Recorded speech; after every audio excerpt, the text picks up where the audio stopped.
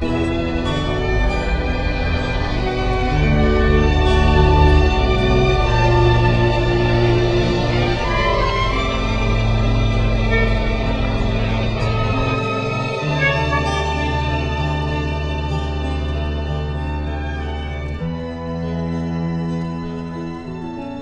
a sea of people, perhaps 200,000 of them. They're gathered along the jagged edge of an awesome chasm.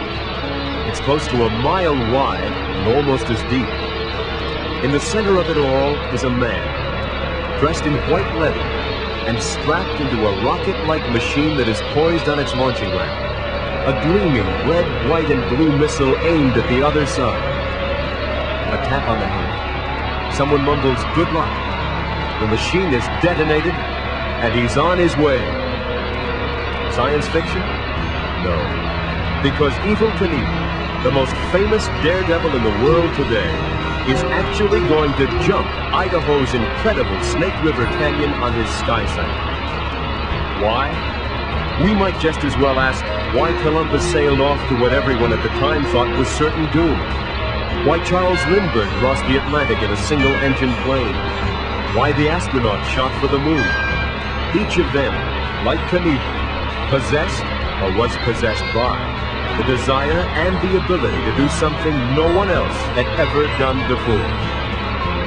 Unlike a fighter or racer who competes to win against another fighter or racer, Knievel has only one ever-present competitor: death.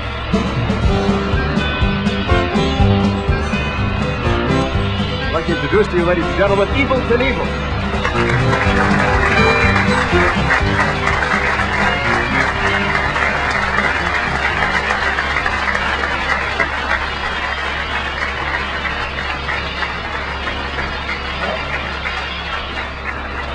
Evel, I know there are a lot of questions about a lot of different things. Let me just ask you one quick question about the facts.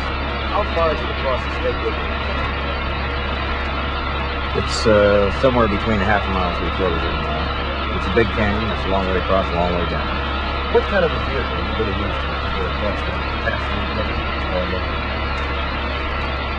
machine is what I call a sky cycle. Sky cycle is not a motorcycle. I never did say I was going to jump on a motorcycle. That was the fault and misinterpretation of the press. The vehicle is one of two that there are left in the world. There were three. One is at the bottom of the Snake River. We fired a test shot out there some months ago, never did find it. The vehicle looks like a bottle of beer. Does not have a tail on it, has two fins on both sides, and has an open cockpit. It will not fly. If anybody thinks it will, I'll give $1 million to any United Airlines or TWA pilot can get it to fly across the canyon. It's strictly a rocket. It puts out 5,000 pounds of thrust, 15,000 pounds of jet horsepower, 3,000 pounds of total impulse.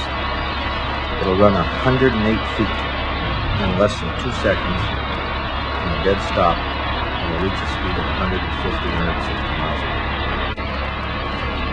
It'll run 200 yards in something like 6.5 or 7 seconds and reach a speed of 350 miles an hour. What it does is put reverse G-force on me. Reverse G-force is when you do not black out, you red out. When you red out, the blood rushes to your head. You don't black out to where it leaves your head and puts you unconscious. When you red out, you hemorrhage a slight bit at 5.5 or 5 G's, which is what I'm going to have. There's a positive G-force and a negative G-force. There's red out and black out. And this thing, all red out. You'll have the reverse G-force. I'm going to wear a G-suit to jump that thing. Of course, I'll have a helmet on. I will not wear a parachute. That's as the times are today. The vehicle itself, the X2, will have a parachute on it. 18 seconds after I'm fired, that parachute will open.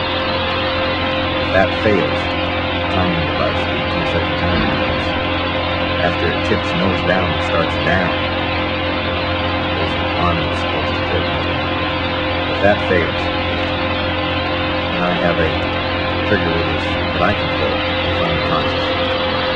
So what we have is a backup system for a backup system for a backup system for a parachute system. And then I have two backup systems of my own besides those three that I just mentioned to you. I'm taking nothing about. The fourth backup system is the Lord's Prayer. The fifth one is when I spit at the canyon wall face to face. Parachute system. That's about the extent of the thing. Knievel's spills and many injuries are legendary. A frequent question asked of him is how many times he's been injured and how many bones he's broken. I've been operated on 11 or 12 times in my arms and my legs. I've not broken my right hip, my right femur, my right leg, my right ankle. I've broken.